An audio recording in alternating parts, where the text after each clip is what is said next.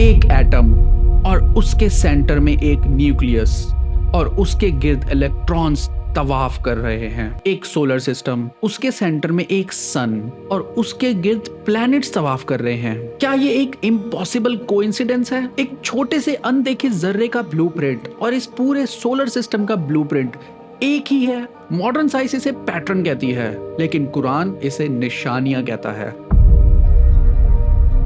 दोस्तों, आप एक आर्ट गैलरी में जाते हैं और आप देखते हैं कि हर पेंटिंग में एक ही सिग्नेचर स्टाइल, एक ही ब्रश स्ट्रोक है, तो आप फौरन समझ जाते हैं कि इन सारी पेंटिंग का आर्टिस्ट एक ही है। कुरान हमें दावत देता है कि इस कायनात के इस कैनवस को इसी नजर से देखें। जमीन पर लाखों किस्म की मखलूकात हैं, इंसान, हाथी, मछली, लेकिन जब आप माइक्रोस्कोप के नीचे जाते हैं तो आप सब एक ही कोड से बने हैं। DNA, एक ही प्रोग्रामिंग लैंग्वेज। कायनात में एक मैजिकल नंबर भी एग्जिस्ट करता है, एक डिवाइन रेशो जिसे गोल्डन रेशो कहा जाता है। गैलेक्सी की स्पाइरल से लेके एक फूल की पेटल तक सभी उसी प्रोपोर्शन में बनी हैं। ये सब डिवाइन एकोज हैं, एक ही आर्टिस्ट का, एक ही डिजाइनर का डिवाइन फिंगरप्रिंट, जो हर छोटी से छोटी और बड़ी से बड़ी चीज पर लगे हुए हैं। तो अब इस सारे एविडेंस के बाद अकल क्या कहती है कि अगर आप इस डिजाइनर के वजूद का इनकार नहीं कर सकते तो उसके दिए हुए इस डिजाइन मैनुअल से अपनी आंखें कैसे बंद कर सकते हैं?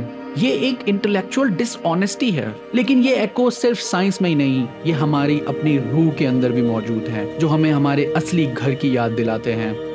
ये सिर्फ एक इंटेलेक्चुअल प्रूफ है, असली रूह को झंझोड़ देने वाली दास्तान इंशाल्लाह इस हफ्ते आ रही है।